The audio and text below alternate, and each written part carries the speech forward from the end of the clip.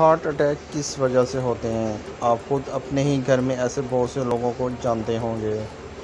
السلام علیکم ویورز، میں محمد عثمان اور میں آپ کو ویلکم کرتا ہوں اپنے چینل عثمان ہیلتھ ٹپس میں۔ امید ہے دوستوں آپ سب خیریت سے ہوں گے۔ ایک نئے ویڈیو کے ساتھ، ایک نئے ٹاپک کے ساتھ آپ کی خدمت میں حاضر ہوں۔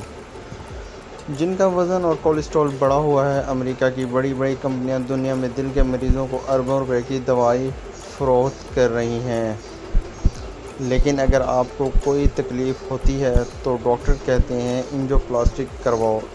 اس آپریشن میں ڈاکٹر دل کی نالی میں ایک سپرنگ ڈالتے ہیں جسے سٹنٹ کہتے ہیں۔ یہ سٹنٹ امریکہ میں بنتا ہے اور اس کا پروڈکشن آف کاسٹ صرف $3 300 یا 325 ہے۔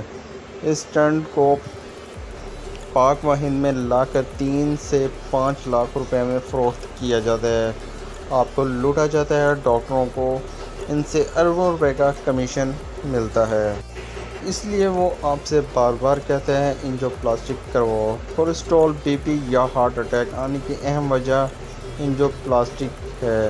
یہ کبھی کسی کا کامیاب نہیں ہوتا، کیونکہ ڈاکٹر جو سپرنگ دل کی نالی میں رکھتا ہے وہ بالکل پین کی سپرنگ کی طرح ہوتی ہے۔ کچھ ہی مہینوں میں اس سپرنگ کی دونوں سائڈوں پر آگے اور پیچھے بلاکیج، کولیسٹرول اور فیٹ جمع ہونا شروع ہو جاتا ہے۔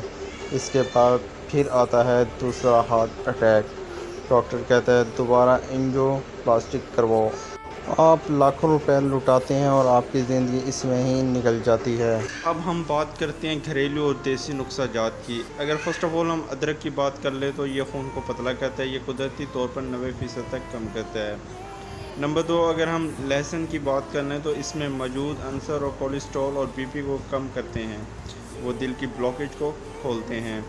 اگر ہم لیمن کی بات کر لیں تو اس میں موجود اینٹی آکسیڈنٹ، وٹامن سی اور پوٹیشیم خون کو صاف کرتے ہیں۔ یہ بیماری کے خلاف امیونٹی بڑھاتے ہیں۔ اگر ہم ایپل سرکے کی بات کر لیں تو اس میں 90 قسم کے عناصر ہیں جو جسم کی اعصاب کو کھولتے ہیں، پیٹ کو صاف کرتے ہیں اور مختلف بیماریوں سے ہمیں بچاتے ہیں۔ امید ہے ویورز آپ کو ہماری یہ ویڈیو پسند آئی ہوگی۔ ہمارے چینل کو سبسکرائب کر دیں، بیل آئیکن کو پریس کر دیں تاکہ ہماری نیو آنے والی لیٹسٹ ویڈیو کا نوٹیفیکیشن آپ کو بر وقت ملتا رہے۔ ملتے ہیں ایک نئے ویڈیو کے ساتھ، ایک نئے ٹاپک کے ساتھ۔ اللہ حافظ۔